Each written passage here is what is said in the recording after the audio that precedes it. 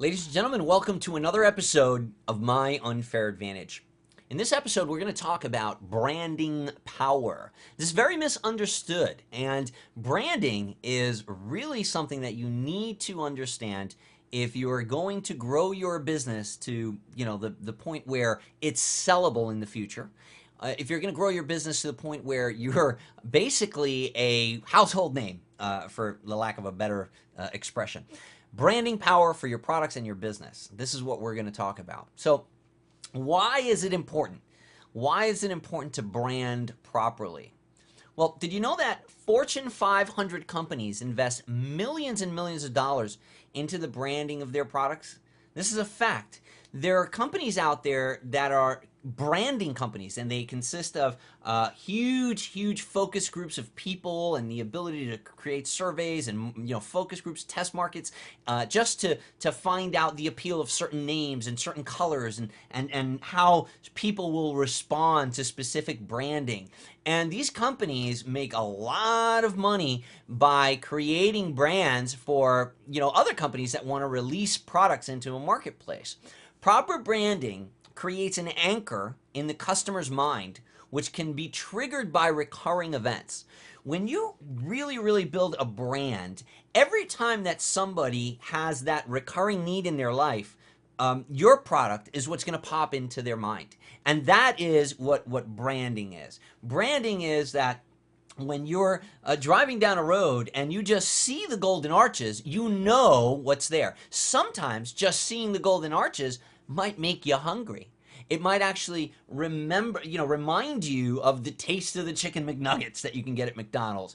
And this is called powerful, proper branding. It literally creates an anchor in your mind. Sometimes it can even trigger smells. Sometimes it can trigger sounds. It literally can cause you to have a certain feeling and to cause you to take action on that feeling if the branding has been done properly. Proper branding also increases the perceived value of your product and your company. It makes you more sellable. So here's what I mean by that. A lot of people make the mistake of not looking at branding as something that they're going to need in the future for the purpose of selling their company at large or their brand at large. Sometimes we're, as internet marketers, we create little digital information products like ebooks and things like that. And we put our own name to them, right? So I made this mistake in the beginning. I said like Omar Martin's Secrets to Success.com or whatever. That's just an example, right? But how sellable is that later? If I sell that to someone, I literally have to sell my name to them. And when I mean by sell it, I mean license it. I mean, imagine if my company name is Omar Martin Inc. When I sell that, I literally have to sell me. That company becomes of little value without me because I literally am the brand. My face, my image, my name is the brand. So it becomes tough to sell that later. And if you spent years creating products, launching products, and creating a brand for yourself, something that's known and recognized in a particular marketplace, then when it comes time to sell it, maybe for a couple $1 million or what have you, after all of the work that you've done branding yourself, somebody like myself who could be a potential buyer of your company says, well, hold on a second, why would I buy this without you? This brand is no good because it's yourname.com or it's your name is on every single product. Your face is on every single product cover. That doesn't mean that you can't be on the inside of the product, teaching, training, and so on. I'm saying on the front cover, on the name, on the logo, that kind of thing. When you proper brand something, it's going to increase the value of your product and your company, and it's going to make the entire thing more sellable later on. It's also going to rejuvenate some products. Let me tell you a little story about a company that you might know called Procter & Gamble. Procter & Gamble paid over $1 million to another company called Lexicon Branding. Lexicon Branding is a branding company. And like I said earlier, there are companies like this out there that they just have branding and they just have scientific studies and they do all kinds of things to figure out what name, what marketing angle, what logo, what concept, what story, what brand is going to make more money for a product and a company. That is what Procter & Gamble went to Lexicon Branding for. That's the service that they hired them for. See, Procter & Gamble had this product on the shelves for years, and they weren't selling it. It just wasn't making them any money. And in 1998, they decided, well, after 20 years of having this product on the shelves, I think that the bean counters over at Procter and Gamble said, well, I think it's time to do something with this. We there's probably a market for this, and they decided that we're going to hire Lexicon Branding to repackage this, to give it a name, to give it a brand. And they did. And that product that had existed in Procter & Gamble's portfolio, in Procter & Gamble's product catalog for years, almost 20 years, in 1998, all of a sudden, after having hired Lexicon, became their #1 selling product called Febreze. So this was an air freshener type of product that it existed for years, but then they couldn't sell it. It was one of their signature products. They couldn't sell it. Then they hired this company to name it Febreze and to give it this logo, this color scheme, right? The window, the gust of wind coming through, to brand it as a particular thing. I actually read this on a website. I'm actually going to quote a website. One of the biggest problems that Procter & Gamble's research has discovered was that bad smells simply didn't happen often enough in a consumer's life. Interviews showed that consumers liked Febreze when they used it, but that many customers simply forgot that it was in the house. The researchers at Procter & Gamble and Lexicon Branding realized, academic findings on habit formation, by the way, that they had enormous implications for selling Febreze. Because bad smells occurred too infrequently for Febreze habit to form. So they were trying to sell their air freshener based on, hey, when you have a bad smell in the house, spray this, right? But bad smells in the house don't happen often enough for them to sell this enough, right? So it's like, okay, so when you cook fish, how often do you really cook fish in the house? Well, let me tell you, some houses bad smells happen more often than others, but at large, as a company, it just wasn't enough. The fact, trying to anchor the need for this product to a bad smell occasion was not enough for them to truly make enough money with this and to sell it, because it just wasn't habit forming. So the marketers started looking for more regular cues on which they could capitalize, more regular cues which they could anchor this product to. The perfect cue, they eventually realized, was the act of cleaning a room, something that studies showed their target audience did almost daily. So think about that.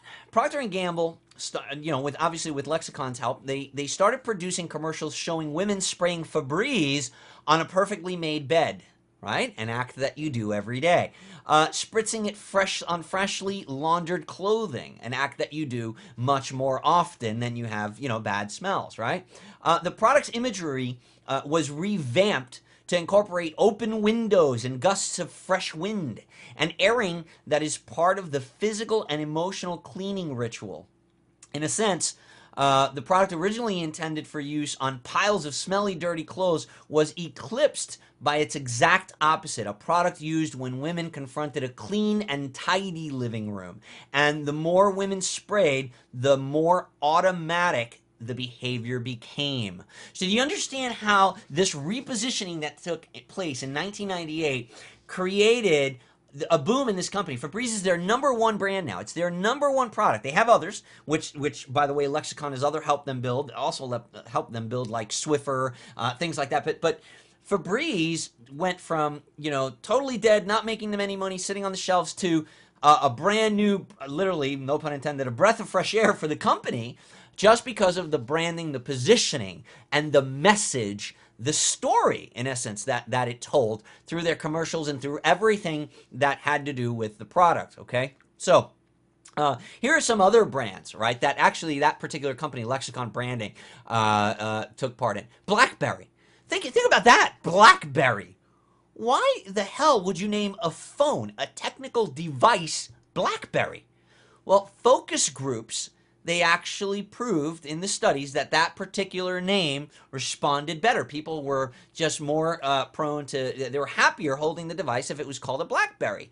And there's different way and reasoning behind that. I'm not going to get into the story about that one, even though it is interesting. But look at some of these other names, like names that in many ways don't even have anything to do in particular with the product itself, right?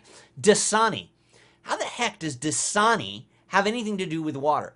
OnStar for General Motors, right? How does OnStar have anything to do? Well, in one way or another, the guiding light, the North Star, I guess those particular words tested well in these focus groups. Intel Pentium, DeskJet, Scion, right? The Scion car, Swiffer, right? We were talking about Swiffer earlier. So just some of the brands the name, like I said, is just a catchy short. And look at some of the things that these names have in common. They're short, they're sweet, and they're branded. So you know what Febreze is. You know what Dasani is. By looking at that logo, by just saying the name, you know what these things are because of the branding, because of the way that the story has been put together, the way that it's been connected, the way that the value proposition has been connected to the audience, and just the repetition that there's been in all sorts of media with those particular words. Okay, and this is what makes them memorable brands. So let's talk about using these tactics to create your brand. You got to remember a couple things. Your brand is not just your logo, right? So I mentioned how the logo, the colors of the Febreze, of the whole new Febreze brand, I mentioned how those things were important, and we're going to even talk a little bit more detail about color and how that has to do with logo and branding, right? But I also mentioned how important it was to anchor the situation and the time that you want that anchor to be branded into that. I mean, literally, think of what a brand is, right? When you brand cattle, when you literally burn a brand into the cattle, where you're literally branding your product into someone's brain, into the customer's brain. That is what branding means. They're forever going to remember and have that brand in their skull because of the proper branding that you did. And it's not just about the logo. It's not just about the design of the logo. It's the whole enchilada. It's the name. The way that you created the name, is it catchy? Is it short enough? Does it bring up the right imagery in the person's mind? The logo itself, was it designed properly? Is it too busy? Does it have too much stuff? Sometimes people, they create all these logos with fire and flames and things shooting out all over the place and lines, and it looks great on a huge screen, but then when you reduce it down to a website, it just looks like blurry and messy and terrible. Right? So it's the logo, the colors that you're using. Colors and emotions are very, very, very connected. Certain colors, they inspire certain feelings. Literally, colors can trigger feelings just like aromas can. So colors are important. The slogan that you use beneath your logo is very, very important because it's going to start a chain reaction of thoughts that are going to start taking place in the potential customer's mind. Positioning is another thing. So are you positioning your product as a solution, or are you positioning your product as, when you think about positioning, you got to keep in mind the reason for buying. People generally buy they buy products and they generally take action for two reasons. Now, you can break these down into a million different ways, but they generally tend to fall into two categories. They either they buy things and they take action either because they want to increase pleasure or they want to decrease pain. So they either want to make something better or they want to remove something that's bad, right? And that's all about positioning. So how are you going to position your product and your brand? Is it going to increase pleasure or is it going to decrease pain? Very important. And you need to choose one of those angles. If you try doing both of them, you're going to cause confusion, right? Anchoring. Are you anchoring to the proper event in the consumer's mind, in their life? So Procter & Gamble made the mistake of trying to anchor their product to bad smells. So hey, but it was the logical decision at first, right? Well, this thing makes bad smells go away, so let's brand the product in a way that every time someone has a bad smell, they reach for our product. But the thing is that bad smells don't happen often enough in people's lives to build a multi-gazillion-dollar brand with this product. So instead, they anchored the product to an event that happens more often in people's lives. So these are important. The other thing is the marketing. Where is the audience and how are you going to market to that audience? So yeah, now you've got the right name, the right logo, the right colors, the right slogan. You know how to position the message, and you even know what event in people's lives to anchor to. But how are you going to reveal it to them? Are you going to use audio? Are you going to use video? Are you going to use billboards? How are you going to raise awareness of that brand? And if you've followed my teachings in the past, you know that that is what marketing is. It's not selling. There's a big difference between marketing and selling. Marketing is the raising of awareness to a brand. It's making it so that they know the brand and they understand what it is. They can connect to the story and the need for that product. Selling that product and commanding action and getting them to give you their credit card is something completely different. The audience. Who is the audience? Sometimes you're doing the right marketing to the wrong people. Right? So if you're trying to sell steaks in a vegetarian neighborhood, you're going to have a hard time, even if your steak marketing, positioning, logo, color, slogan, everything is awesome. So again, creating your brand is not just about a logo. It's about the whole enchilada. And it comes down to, what is the message? What is the overall message that is comprised by the name, logo, color, slogan, positioning, anchoring, marketing, and the audience itself? What is the message for your product and your company? And you need to start thinking like this when you launch brands, when you create new products in your business, even if they're digital products. Now, don't get so overwhelmed with the creating of a brand that it precludes you from taking action, which is another problem that a lot of us have in the internet marketing space. It's called paralysis by analysis. We spend so much time over analyzing things and trying to get the idea to perfection in our heads before we take one little step forward. All I'm saying is that you need to be mindful about these things when you're creating your brand, your brand rather. And you need to be mindful in the sense, well, you don't want to create website URLs that are like, everybody makes this mistake in the beginning. They do things like myawesomesuperduperlistbuildingcourse.com. Brand that. How the heck are you going to brand that, right? Compare that brand with Febreze.com, right? So again, you need to keep all of these things in mind when you're creating those product names and logos. And we're going to get into a little bit more detail with it. We're going to talk a little bit about the image that you need to put in people's minds. Your image is not just the logo. It's everything. It's the actual picture in the mind's eye of the consumer. That is the image. And a lot of things comprise that image, a lot more than your logo. All of their senses come into play. Smell, taste, sound, everything comes into place. Like the example that I made earlier with McDonald's, right? So sometimes image can have a negative effect as well, right? So sometimes if you anchor something with a bad experience, for example, I'll never drink Southern Comfort, no matter how good the branding is, because everybody's had that young drinking experience with one particular liquor. Mine was Southern Comfort. Now the smell of it alone brings back that heaving, right? I can drink other liquors, but not that one.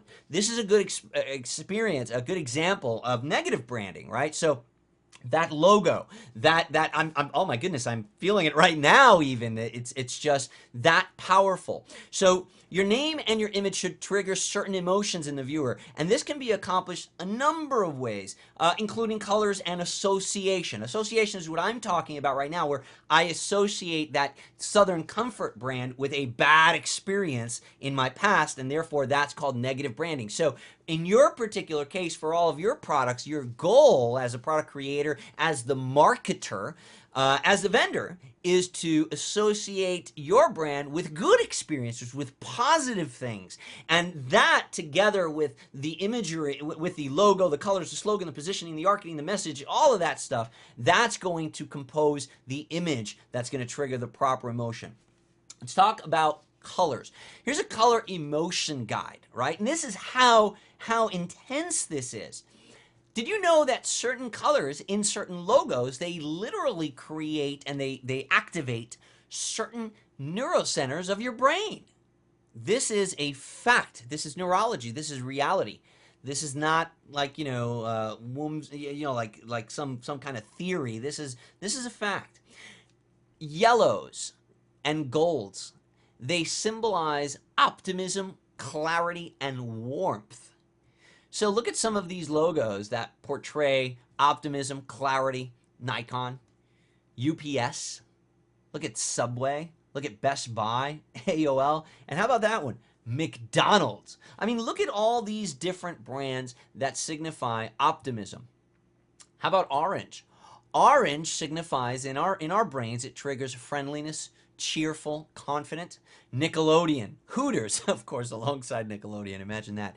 Amazon, Firefox, Fanta, Stars, Harley Davidson, Crush, Gulf Gasoline. Are they even around anymore? How about red? Excitement, youthful, bold. Kellogg's, Kmart, Coca-Cola, Ace Hardware, Exxon, Netflix, Avis Car Rental, Nabisco. Huge brands, and they're all associated with excitement. Budweiser, associated with excitement. How about these guys over here? Creative and imaginative. Wise. Sci-Fi Channel is purple. Big Brother and Big Sister, purple. Yahoo, purple. It's creative, it's wise. Taco Bell, fourth meal. So you see these relations, see these correlations. Blue, trust, dependable, strong. Did you know that blue is one of the highest converting colors for your website? This has been tested, it's been proven. Why? Because it establishes trust. It establishes dependable strength in the eyes. This is all done subconsciously. On a subconscious level, these emotions are being triggered simply by the color you've chosen. But you think your thing looks great and yellow and red and purple and neon and glowing, glaring stuff. But at the end of the day, in reality, simple blues and grays tend to convert really, really well on websites. Dell, Lowe's, American Express, Hewlett-Packard, Oreo. Peaceful is green. Peaceful, growth, health, healing. These are earth colors, right? So peaceful palettes like, light blues, light greens, even some browns, earth tones. John Deere, you've got Whole Foods, BP, Monster, Starbucks. How about balance? Gray. Balance is neutral and calm. So the Apple logo is gray. Wikipedia is gray. Honda, Puma. So again, these are some of the different trigger points with colors. And how about logos that try to hit every single one of these points? Colorful colors like NBC that have every single color in this spectrum. Google has every single color in this spectrum. So eBay is another one. So again, these are things that you should consider when you're creating your logo, when you're selecting a palette to give to your graphic designer. You should consider the emotion guide and the role that color plays in the emotion that's triggered by your brand. So let's be more specific about the creation of your brand. I have 6 things to go over. When you're creating your brand, you should put some thought into it. Don't put that much thought into it that it will preclude you from even starting in the creation of your product. But overall, you should have a method to your madness. Collect the backstory. What's the culture of your product? What's the culture of your audience? Are you addressing the culture, the opportunity, and the challenge with your product, with your brand, right? So are you addressing, is your brand addressing these things that your product hits on? So if your product is going to be addressing these things for the prospect, for the buyer, then your brand should address them as well. It should address the culture, the type of people. There's a certain type of people that are associated with a certain type of product. And if you think that that's wrong, well, you don't know marketing. You have to market to a target audience. The worst thing that you could do in your marketing is to try to make everybody happy. You may think that you live in a perfect world where people do not judge you and do not categorize you, but you are wrong. We live in an imperfect world, especially when it comes to marketing. People will judge you. People will categorize you. As a matter of fact, the main category that you're going to be put in is going to be either you're good or you're bad as a product, as a vendor. So you need to make sure that you're appealing to the right people. You need to put together the story of your product, and to do that, you need to make sure that you're touching on the right culture, on the right opportunity, and that you're touching on the right challenge. So are you addressing the right challenge in people's lives? Are you presenting the right opportunity in people's lives? And are you addressing the right people, the right culture? Okay? Characterize your brand. explain the values of your brand with the story, right? So essentially, remember, the brand is the overall message that's comprised by everything that we've been talking about, right? And essentially, when we're comprising a message, we're comprising a story about our product. And you need to have values, right? So what are the values of your product? Shape the story and the brand around those values. What do you represent? What do you stand for? So that's the second part of creating your brand. The next thing is characterizing the prospect. Identify their needs, because like I said earlier, it doesn't matter if you have the awesomest marketing, the story, branding, everything. If you're going after the wrong prospect with that awesome marketing, if you're trying to sell steaks in a vegetarian neighborhood going door to door, you haven't properly identified the prospect's needs in that neighborhood, okay? So you need to characterize those prospects and make sure you understand their needs. Connect the characters, okay? Now, this is important, because this is where you actually start connecting the dots. The story has to bond the characters. It has to bond them to the brand. So are you connecting the challenge, the opportunity, the culture? Are you connecting everything that your product addresses, all the issues that your product addresses and takes care of, either eliminates or enhances, right? Because we said it either increases pleasure or it decreases pain. So are you connecting those points with the characters, with the people that need them? Are you making the connection? Because just because you have something they need, and just because they need something you have, does not mean that you're presenting it in a way that they will understand it and make that connection. Okay, very, very important. And what I'm getting into there is, it's not how you say, it's not what you say, it's how you say. Okay, you need to confront awareness, comprehension, confidence, and affinity. Okay, these four things are very, very important for you to confront. You need to confront the prospects or the potential prospects' awareness. Do they know about the product? If not, you need to confront that issue, and you need to make sure that they know, that they're aware of the product's existence, of the brand's existence. Number two, you need to confront their comprehension issues of the product. Do they comprehend what it does? There is a big difference between knowing that the Golden Arches represent McDonald's and knowing that you could, and comprehending that you could buy food at McDonald's. Okay? There are two distinct differences there that you need to understand. So you need to confront their awareness of your brand versus their comprehension of your brand and what your product can do. You need to confront their confidence. So maybe once they know what your brand does, are they confident enough to buy it? Meaning, has your story, has your message connected the dots properly to give them the confidence to take action? And then once you've done those things, once you've confronted the awareness, the comprehension, and the confidence, you need to address their affinity.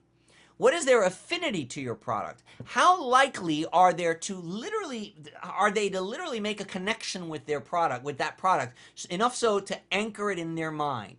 Have you deeply ingrained and branded your message into them? Have you pushed the right buttons? Have you developed an affinity for your product in your prospect? Very, very important. And ultimately, complete the story. Connect their desires with your values. Okay, so if you've hit on all of these things, the summation of this brand is going to be by connecting your prospect's desire with your values. And once you've done that effectively and you've covered all of these things, you've built a brand that will literally trigger emotion and trigger action every time that an anchor happens in that person's life. Okay, everything you do becomes your brand. Everything you do becomes your brand. This is even more important now in the days of social media.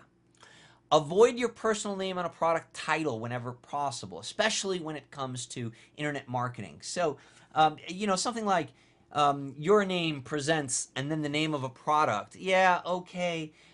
Sometimes these delusions of grandeur, we want to see our name in lights. We want to see our own name all over the place. There's a big difference between putting your name on a cover of a product as its author, on the cover of a book, than to name the book with your own name, right? So there's a big difference between writing a book and claiming authorship than it is writing your autobiography, Okay, very, very different, because one is easily sellable later and can be sold by someone other than you. And if you use your own name in a product title, it doesn't make your company and your brand transferable later. Keep titles and logos short, catchy. Don't create these long, crazy URLs. Think of Twitter. Twitter. How the hell did they come up with Twitter, right? What does that have to do with character update, with message updates and life posts and things like that? It doesn't, but it does now, because they've literally branded it in our brains that Twitter, oh, okay, I know what Twitter is. It's a website where you can type things that you're doing online and all of your friends see what you're doing, right? That's Twitter. But just the word alone, Twitter, if we were to remove our knowledge of what the site is, the name Twitter alone, it's like, what the hell is a Twitter? What does it mean to Twitter? It has no meaning on its own. They literally invented that word, right? So again, I can even make the example here of a company that I used to work for. It was a pest control company that actually has a product. They have a patented product called, well, it used to be called Tubes in the Wall. And guess what it is? It's tubes in the wall for pest control. So during the construction of houses, our company would come, and during the framing stage of the house, they would literally install these tubes throughout the wall that are connected to a port box on the outside. So later on, after the house is built, pest control becomes very easy to do from the outside. And it literally gets injected and blown through the house, through the walls of the house, from the outside, without exposing your family or your pets to any, unneeded chemicals, while attacking the bugs in the walls where they live. So what's the problem with that? The problem with that is that the name is Tubes in the Wall Pest Control. And that's just not catchy. And they needed a Febreze name. So you know what my company did? Well, rather, the company that I worked for, they went to Lexicon Branding. And Lexicon Branding came up with a name called Tayex. They just made up that name called Tayex. They did studies on syllables and sounds, and they put together focus groups, and they asked them, what does this word make you feel like? And and then they slowly came down to two words, and our company vice president chose Tayex to be the word that represents Tubes in the Wall pest control system. So now in the building community, in the home builders community, the word Tayex literally is a household word, and they understand that Tayex means pest control system.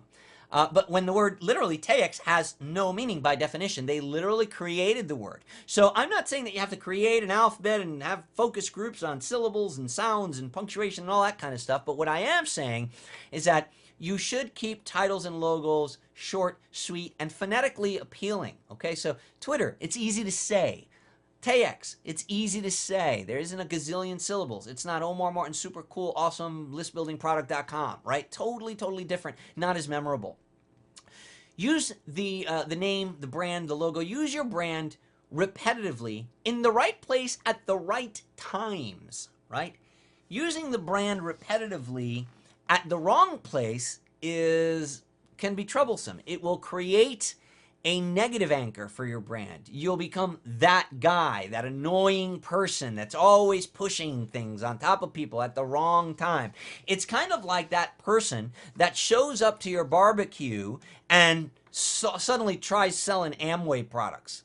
Right? We're at a barbecue. We're not here to sign up for a multi-level marketing thing, and we feel a little bit like, oh my God, I got tricked. I thought I was coming for a barbecue, and all of a sudden you got a whiteboard and easel set up, and you're trying to get me to give you money to sign up for something. You tricked me.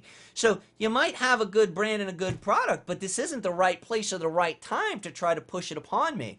It's important that you use your brand and your story and the collective of things that we've spoken about in this presentation, but it's more important that you're using it at the right time and at the right place. Remember that you're guilty by association. Everything you do becomes your brand. Everything you do becomes your brand. If you are allowing your customers to become part of your social media family, to follow you on YouTube, to follow you on Facebook, on Twitter, on Google+, and on any of those other social websites out there, they're associating your daily activity and posts with your brand, with who you are, with how you're branding yourself online. If you start associating yourself with negative activities, if you start to post pictures of you vomiting over the, bar this weekend.